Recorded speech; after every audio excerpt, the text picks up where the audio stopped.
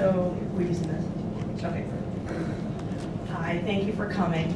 This has been a long time in the works, and I know it's a huge passion for Jackie, and I think that her fire can make an awful big difference in a lot of kids' lives. So what she wanted me to talk about, and I'll try to keep the syllables to a minimum on some of this stuff, but what we want to talk about is what does bullying do to the emerging, growing brain? So we can all say, oh, everybody gets bullied, it's not a big deal, it's a rite of passage. Wrong. It's always a big deal. It causes literally brain damage, and now we can prove it. And we can term a bullied brain as a brain disorder. So what does that mean? All right, let's talk about a couple parts of the brain. Prefrontal cortex. This is the frontal lobe, prefrontal cortex kind of back here. The prefrontal cortex is the thing that has allowed all of you to be successful. It allows you to, when you want to tell somebody something very not nice, you pause for a moment and realize it's probably not the appropriate thing to do. You wait a few minutes and then you calm down. Prefrontal cortex is something that helps you organize things. It is what makes us non-cavemen anymore, okay? Research shows that the prefrontal cortex is one of the last things to finish developing in the brain. There's something called critical periods in brain development. When you go through that critical period, if you are missing something, or if you are exposed to something that you shouldn't be, and it causes damage or incorrect development occurs, when you get out of that critical period, the door closes and you're done. Can't fix it.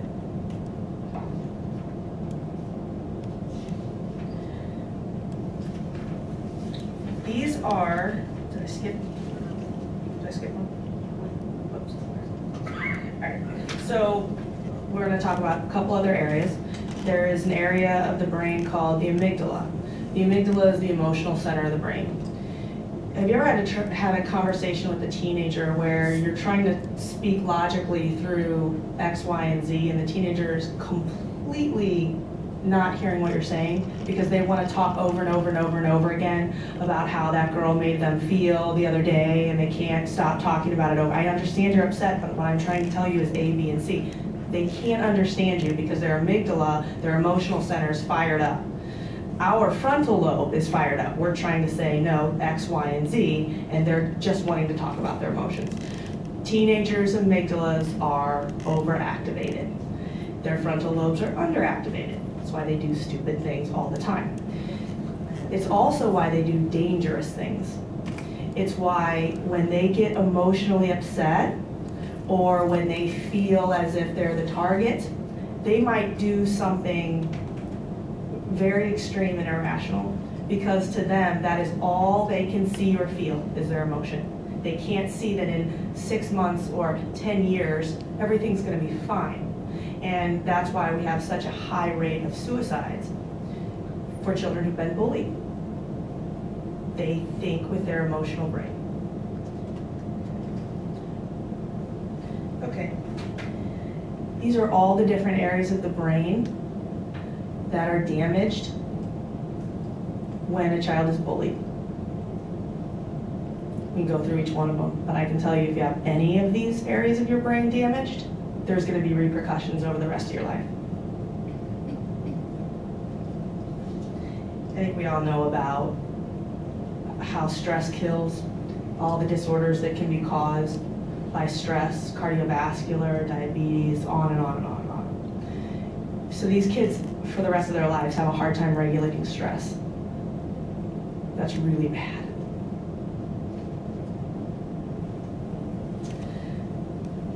When you scan a brain of a bullied child, this is not a child bullied by their parents or bullied by teachers. This is a child bullied by peers, your normal, everyday, garden variety bullying.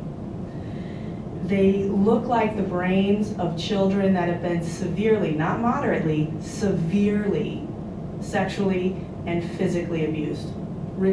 Over and over and over again. That's what these brains look like.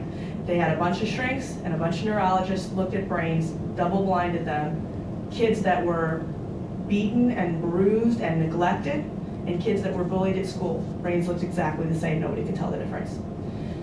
Guess what other brains they put in there? They shrunk the size a little bit so that the anatomy would be correct, but they put brains of post-traumatic stress disorder combat veterans. Same. They look the same. So you can't say that bullying is a rite of passage. You can't anymore. It's a medical condition now. So what does that mean for us? Well, that means that as a society, if we're going to completely throw the empathy out the window and just talk about fiscally speaking, this is a massive liability. These kids they have a high propensity toward major psychiatric illnesses. This is not like a little depressed or I have some anxiety. This is like the big stuff where they can't go out and get a job, they're on Medicare, they're in the healthcare system all the time, big stuff. So we are all paying the price for things like this.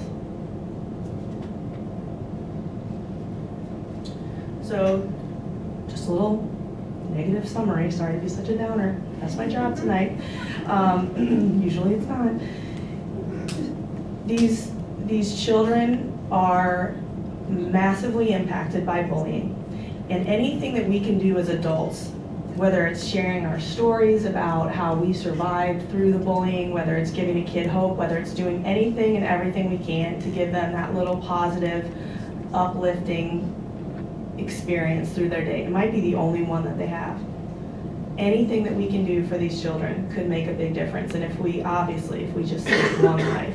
If anybody knows of the Megan Meyer story, it's a very tragic story. Megan Meyer was a young girl who was cyberbullied, basically, and took her own life. And I travel with her mother, and I hear the story over and over again. And every time I hear it, it makes me want to run home and wake all my kids up and say, are you happy? Everything okay? Tell mommy if you're not happy. Because you know that within minutes, a kid can do something that for the rest of that mother's life, she'll never have a happy moment again, a true happy moment, because her daughter's gone. So when you hear those kind of stories and you realize the damage that can occur, you take things like this seriously, and it does become a passion. Whether you're touched by it personally or whether you know of somebody that is, it's up to all of us to do something about it. That's all I have. Thank you.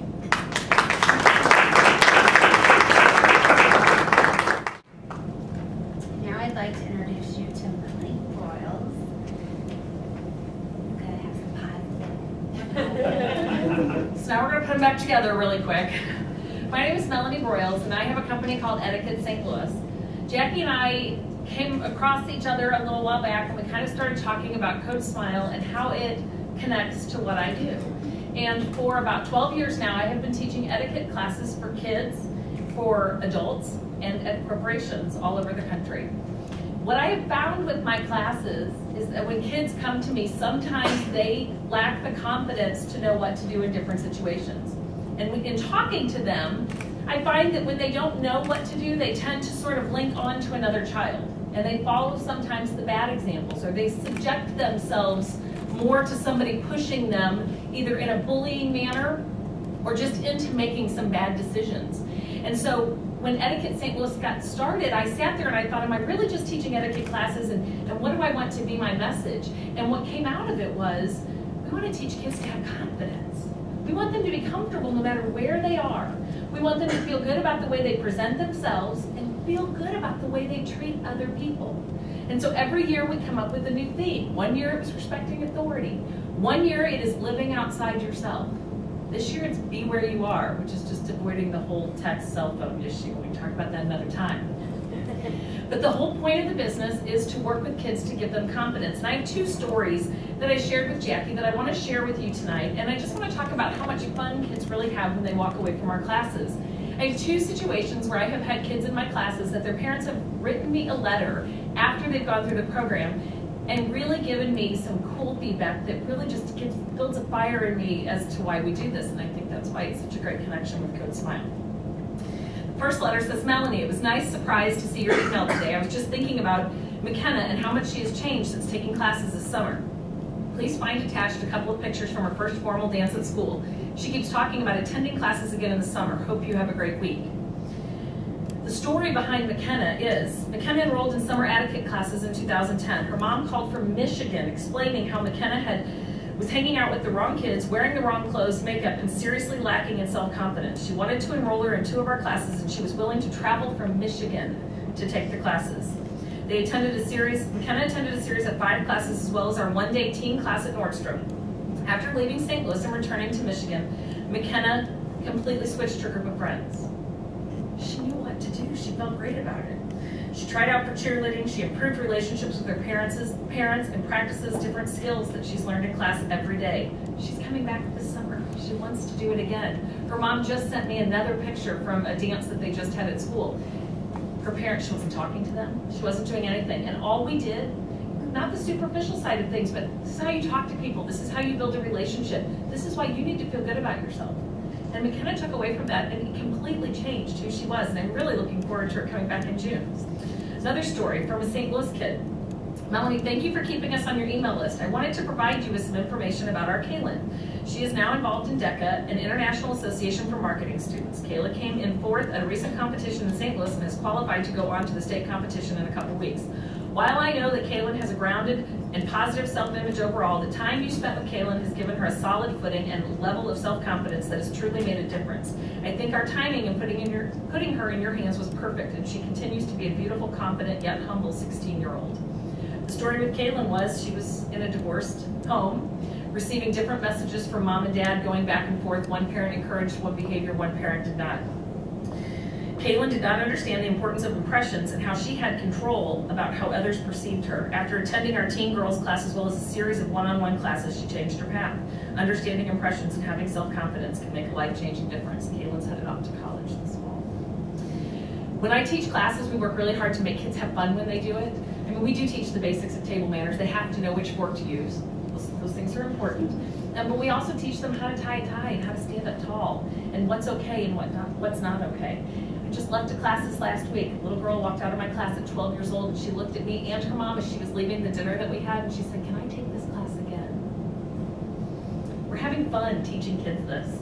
When Jackie approached me, that's why I got excited about Code Smile. Just giving kids confidence gives them the courage to stand up to these kids. And this is how we can make a difference, and this is why I'm excited to be involved with Jackie, so I hope that you are too.